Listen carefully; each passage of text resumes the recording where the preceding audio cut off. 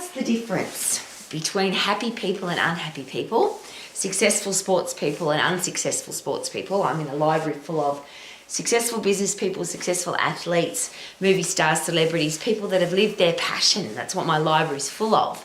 So what's the difference between somebody that has an ordinary average life and plods along, exists through their life, versus somebody who has a great life and wakes up every day excited about being alive and going to do the thing that they love to do, their purpose in life, they're living it?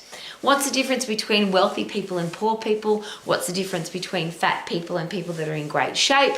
What's the difference between people that are sick all the time and people that never get sick? What's the difference? And of course, you can study all of those differences because there are successful people, healthy people, people who are doing what they love, people who have great relationships, the things that I talk about every single day. Healthy, fit, strong, have a career or business that you love, be financially free and have great people in your life. Are there people living like that? Of course, the answer is yes. So what do they do differently to the people who are fat, sick, weak and diseased, have a lousy, stinking, rotten job, are broke and struggling for money and have horrible relationships? What makes the difference? And there's a lot of argument and a lot of discussion, a lot of books and a lot of seminars and podcasts and influences and opinions about what you need to do. But ultimately, what do you want? Why do you want it? And then what do you need to do to make it happen? So it's a simple process, of course. If you want to get healthy, fit and strong, you've got to get puffed to get fit. You've got to lift heavy to get strong. If you've got a healthy fit, or if you've got a fit, strong body, you're more likely to be healthy. If you're in a lousy, stinking, rotten job, why are you there and how do you get out of it? And have you gotten into the habit of going to a job that you don't like, putting up with selling something you're not proud of, or a boss that doesn't treat you well, or people that you don't like to work with? Why would you put up with that? Are you in the habit of doing that? Are you in the habit of looking after your money? Are you in the habit of investing your money wisely? Or are you in the habit of wasting money, spending money on stuff that you don't need, stuff to impress other people? What do you need to do differently? Because obviously there are many wealthy people in the world and you can have a look at what they're doing and it's very different to what poor people do. You can make an excuse: I can't be healthy, fit and strong, I can't have a great job, I can't have lots of money, and I can't have great people in my life. And my question is always, why can't you? If somebody else has done it, and you can say, well, I wasn't born into that, or I don't have the genetics for that, or I don't have the family environment for that. But of course, there are literally thousands, if not millions of examples of people that didn't grow up in a healthy environment, didn't have a circle of influence that had a career or business that they loved, and certainly didn't have wealth or financial freedom. And they were brought up by lousy, stinking, horrible people who treated them badly. But they've still made a change. So here's a really interesting thing to consider. What if you just decided today, instead of wishing for, hoping for, maybe eventually I could be healthy, fit and strong, have a career or business that I love, be financially free and have great people in my life? What if your headspace was different and you told your brain, I am a healthy, fit, strong person. How does a healthy, fit, strong person live? I am a successful business person. I have a successful career. That person who has that career, what do they need to do, or what are they doing to make sure that they have that successful career or business? If you tell your own brain, this is who I am, your brain will help you out. It's designed to support you.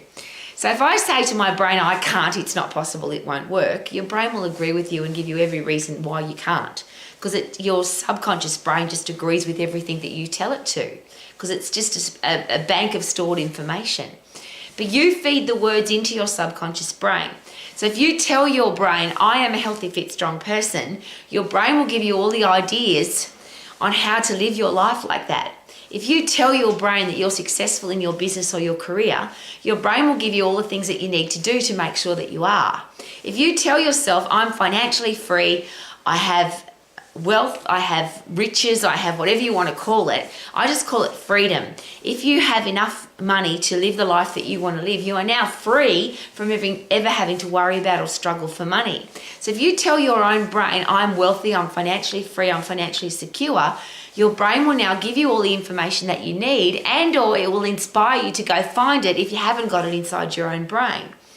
If you tell your own brain, I only have respectful, kind, gorgeous people in my life who love me and treat me beautifully, then your own brain won't allow you to bring up anything else into your life. But we get what we accept and what we expect. So if you accept have a lousy, ordinary, horrible life, if you think that's acceptable and you expect that to happen, then of course that's how your life's going to be. But if you tell your own brain, I am healthy, fit and strong, I have a career I love or a business that I love, I am financially free, financially secure, and I only have respectful people in my life, now you're telling your own brain how to think, and your brain is an amazing machine that will guide you in the direction of where you send it.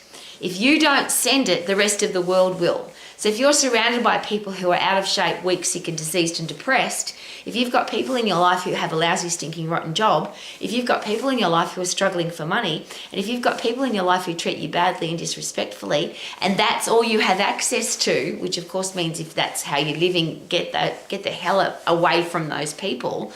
But your brain will head towards what you give it, or if you don't give it the right direction, it'll just go with the flow. So this is a very personal thing because I'm standing in front of a library full of people who have lived their life literally to the max. They've done a sport or a career or a business that they're absolutely passionate about, and they love their life. And that's all I wish for everybody.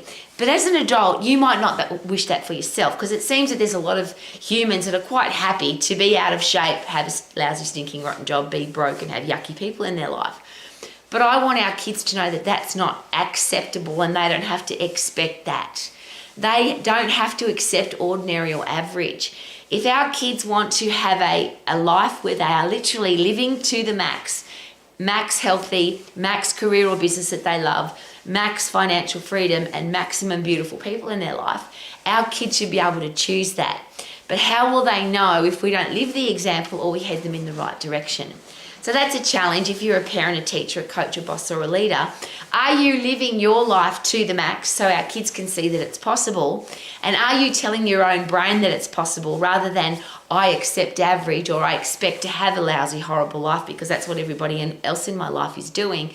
How about this? I am a healthy, fit, strong person. I have a career or business that I love. I am financially free, and I only accept beautiful, respectful, kind people into my life. And are you more likely to have a life like that if you demand it of your own body and your own brain? Something to consider so that you can live your life to the max. Super duper doo, how are you? Living my life to the max. Woo!